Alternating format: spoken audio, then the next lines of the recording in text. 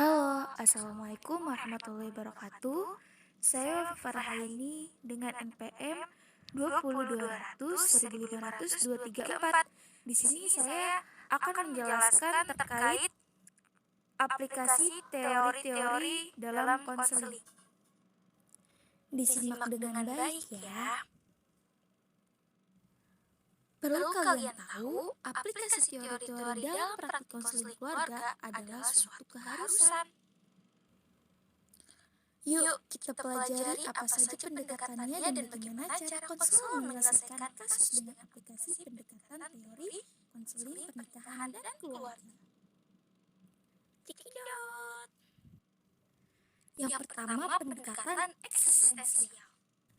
Dalam buku Theories of Personality, eksistensi artinya muncul atau menjadi. Eksistensi merujuk kepada proses. Eksistensi diasosiasikan dengan pertumbuhan dan perubahan.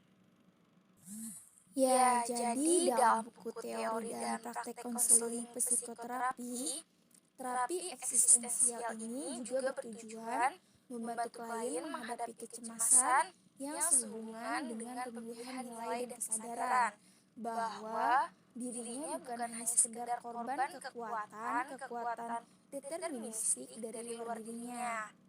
Nah, terapi eksistensial memiliki cirinya sendiri oleh karena pemahamannya bahwa tugas manusia adalah menciptakan eksistensinya yang bercirikan integritas dan makna. Contoh kasus eksistensial ini ialah kita bisa ambil contoh dari kasus suatu keluarga yang cemas akan perbedaan visi anggota keluarga sehingga terjadinya kekeliruan. Perlu diketahui bahwa setiap anggota keluarga dapat membentuk nasibnya sendiri melalui pilihan-pilihan yang dibuatnya sendiri. Oleh karena itu, biasanya keluarga yang datang ke konselor dalam keadaan pola-pola destruktif dan mengalami hambatan dalam cara-cara kehidupan bersama serta mengalami konflik bersama. Nah, apa sih yang perlu konselor lakukan dalam menangani kasus ini? Yang perlu konselor lakukan yakni dengan cara mendorong semangat anggota keluarga tersebut untuk berani mengemukakan dunia pribadinya dan meminta anggota keluarga yang lain untuk merasakan dan memandangnya secara empatis dan objektif. Jadi, visi utama dari pendekatan eksistensial ini adalah terjadinya anggota keluarga memutuskan untuk mengubah struktur kehidupan keluarga yang sesuai dengan visi mereka sendiri. Yang kedua, pendekatan Gestalt. Kompol mendefinisikan konseling keluarga dengan pendekatan Gestalt sebagai suatu model difokuskan pada saat sekarang ini, present moment, dan pada pengalaman keluarga yang dilakukannya dalam sesi-sesi konseling. Gestalt memberikan perhatian kepada apa yang dikatakan anggota keluarga, bagaimana mereka mengatakannya, apa yang terjadi ketika mereka berkata itu, bagaimana ucapan-ucapannya jika dihubungkan dengan perbuatannya, dan apakah mereka berusaha untuk menyelesaikan perbuatannya. Contoh kasus Gestalt. Kehidupan di kota yang penuh pesaing terutama dalam memenuhi kebutuhan dan tuntutan kemajuan zaman membawa perubahan pada kehidupan keluarga. Kehidupan keluarga yang akrab dan damai mulai berubah menjadi kurang perhatian, renggang, tegang, dan cemas. Selain itu, interaksi antara ayah, ibu, dan anak yang tadinya akrab dengan penuh kasih sayang sekarang menjadi bertolak belakang. Hal ini disebabkan karena orang tua terlalu sibuk di luar rumah untuk mencari nafkah demi tuntutan ekonomi yang terus meningkat.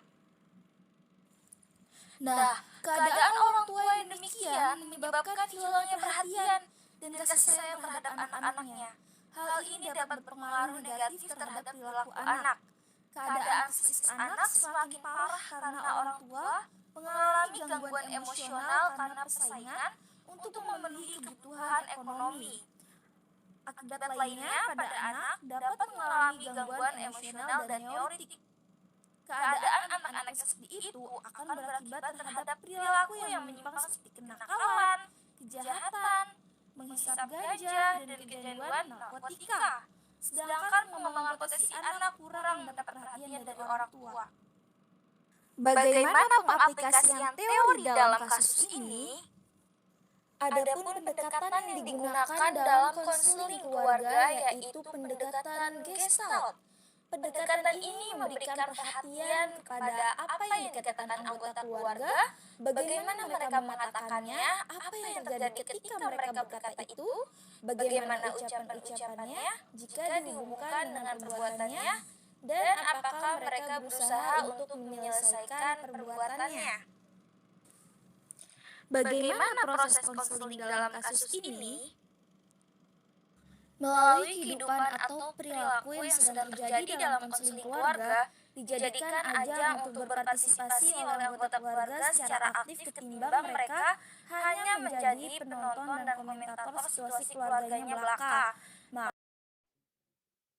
Melalui kehidupan atau perilaku yang sedang terjadi dalam konseling keluarga, dijadikan ajang untuk berpartisipasi oleh anggota keluarga secara aktif ketimbang mereka hanya menjadi penonton dan komentator situasi keluarganya belaka. Maka seharusnya peduli terhadap apa dan bagaimana perilaku yang harus dilakukan terhadap situasi yang ada sekarang yang ada di dalam keluarga mereka.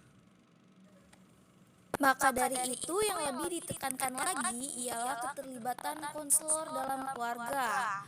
Kompler bahkan beranggap bahwa konseling keluarga eksistensial sebenarnya adalah persoalan pribadi sebagai manusia bagi konselor itu. Dan masalah teknik cenderung tak menjadi yang terpenting dalam sesi-sesi itu. Tidak ada alat atau skill, yang ada hanyalah hubungan orang dengan orang, manusia dengan manusia. Karena hal itu yang penting bagi konselor adalah mendengarkan suara dan emosi mereka. Konselor melakukan perjumpaan dalam konseling keluarga sebagai partisipan penuh, sebagai sahabat, sebagai orang yang dipercaya dalam perjumpaan antara sesama. Karena itu kadang-kadang komper senang dengan style direktif dan konfrontatifnya, sebab hubungan mereka akrab. Ya, oleh karena itu juga konselor bisa membawa kepribadian, reaksi dan pengalaman hidupnya ketika berada di dalam perjumpaan konseling keluarga. Konselor akrab dengan mereka dan berusaha memahami dan merasakan isi mereka. Konseling yang jujur asli akan terjadi jika individu-individu yang terlibat di dalamnya giat berusaha untuk menempatkan diri sebagaimana adanya dan memahami orang lain sebagaimana adanya pula. Begitu ya. Yang ketiga, pendekatan Adler. Tujuan dasar pendekatan ini untuk mempermudah perbaikan hubungan anak-anak dan meningkatkan hubungan di dalam keluarga. Adapun fungsi konselor dalam proses konseling keluarga adalah sebagai fasilitator bagi semua anggota yang mengunjungi sesi. Contoh kasus yang bisa kita ambil yakni ada seorang anak yang tidak betah di rumah dan selalu menghindar ketika ditanya oleh orang tuanya. Nah, fokus anggota keluarga ini belajar bagaimana memfokuskan isu-isu yang merebak dalam keluarga dan bagaimana mencapai persetujuan baru atau membuat usaha kompromi dan secara aktif berpartisipasi dalam mengambil keputusan yang baik. Yang keempat, ada pendekatan transaksional analisis. Tujuan dasar konseling transaksional analisis ialah bekerja dengan struktur kontrak yang dilakukan oleh setiap anggota keluarga terhadap konselor. Adapun secara umum, kontrak-kontrak ini mempunyai tujuan suatu struktur keluarga yang independen dan fungsional. Model kontraktual menempatkan tanggung jawab klien bagi menentukan tujuan seseorang dan bekerja mencapai tujuan. Contoh kasusnya yakni dalam satu keluarga terdapat ketidakkompakan satu sama lain. Nah, Bagaimana sih kita sebagai konselor menangani kasus seperti ini? Jadi yang akan dilakukan oleh konselor ini menerapkan kepada 3 tahap dalam konseling keluarga. Tahap awal, fokus konseling adalah pada dinamika keluarga sebagai suatu sistem. Jadi, konselor mendorong anggota-anggota keluarga untuk berbicara tentang apa sebabnya ia datang ke konselor dan apakah yang ingin ia cari. Teknik yang digunakan konselor adalah yang dapat mengembangkan kesadaran bagaimana keluarga berfungsi sebagai sistem tentang masalah yang dihadapi keluarga dan tentang kemungkinan perubahan. Tahap kedua yaitu terjadinya proses terapeutik dengan setiap anggota keluarga. Jadi di sini itu terlihat dinamika individual dalam konseling keluarga. Konselor mulai inisiatif untuk menyeleksi anggota keluarga yang mempunyai kekuatan yang amat besar dalam keluarga. Contoh, misalnya fokus kita pada ibu, anak, atau ayah. Maka hendaknya konselor mengamati terjadinya dinamika interaksi. Dan tahap ketiga yaitu di sini tujuan kita adalah mengadakan reintegrasi terhadap keseluruhan keluarga setelah bekerja dengan keluarga sebagai suatu sistem untuk membicarakan hakikat transaksi antara anggota keluarga. Maka konselor sekarang menuju pada aspek-aspek seperti keributan, perintah-perintah, keputusan-keputusan, dan sejarah hidup atau life script dari individu-individu anggota keluarga. Yang kelima, pendekatan aplikasi psikoanalitik.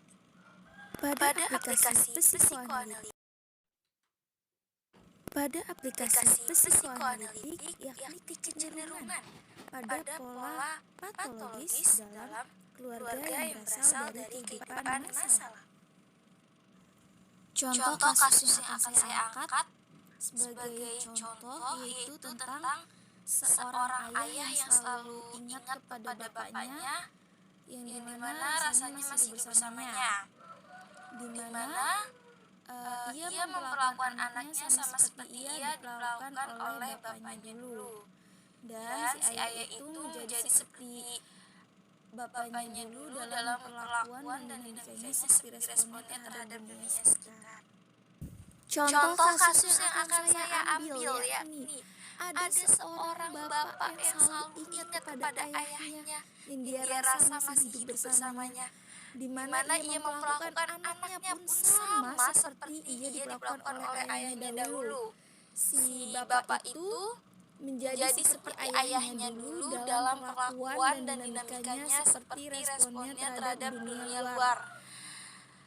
Terhadap kasus ini menjadi tantangan terbesar bagi konselor, yakni cara menanganinya membantu anggota keluarga atau si bapak ini agar menyadari keadaannya dan mengambil tanggung jawab dalam menanggulangi proyeksi dan transferensi dan memahami bahwa masalah keluarga masih saja berlarut-larut. Yang keenam, rasional emotif. Rasional emotif memberikan penekanan terhadap hubungan antara kondisi, emosi, dan tingkah laku yang ketiganya saling mempengaruhi satu sama lain. Selain itu juga terapi ini mengaitkan antara pemikiran tidak rasional dengan permasalahan emosi manusia serta menengahkan pendapat bahwa manusia mempunyai pilihan untuk terus menyumbang kepada permasalahan yang dihadapi atau mengambil langkah untuk menghentikan proses permasalahan tersebut.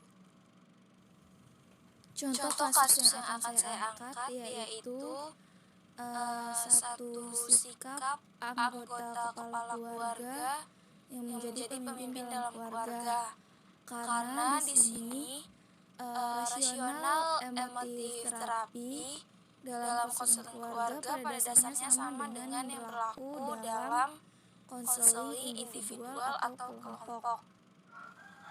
Jadi seorang konselor di sini membantu anggota keluarga untuk melihat bahwa mereka bertanggung jawab dalam membuat gangguan bagi diri mereka sendiri melalui perilaku anggota lain secara serius. Mereka juga didorong untuk mempertimbangkan bagaimana akibat perilakunya, pikirannya, emosinya telah membuat orang lain dalam keluarga menirunya. Jadi di sini juga rasional emotif mengajarkan kepada anggota keluarga untuk bertanggung jawab terhadap perbuatannya dan berusaha mengubah reaksinya terhadap situasi keluarga. Yang ketujuh, aplikasi behavioral. Teori behavioral adalah teori yang mempelajari perilaku manusia. Perspektif behavioral berfokus pada peran dari belajar dalam menjelaskan tingkah laku manusia dan terjadi melalui rangsangan berdasarkan stimulus yang menimbulkan hubungan perilaku reaktif atau respons hukum-hukum mekanistik. Contoh kasus di sini adalah yaitu anggota keluarga harus menata kembali lingkungan interpersonalnya. Anggota keluarga berinteraksi satu dengan yang lainnya dengan harapan dapat belajar dan memfokuskan pada akibat-akibat perilaku atau kemungkinan reinforcement atau anggota keluarga belajar bagaimana memberikan kepada anggota lain pengenalan dan persetujuan perilaku-perilaku yang diinginkan dan bukan perilaku yang menyimpang. Jadi, konselor behavioral telah memperluas prinsip teori belajar sosial terhadap konseling keluarga.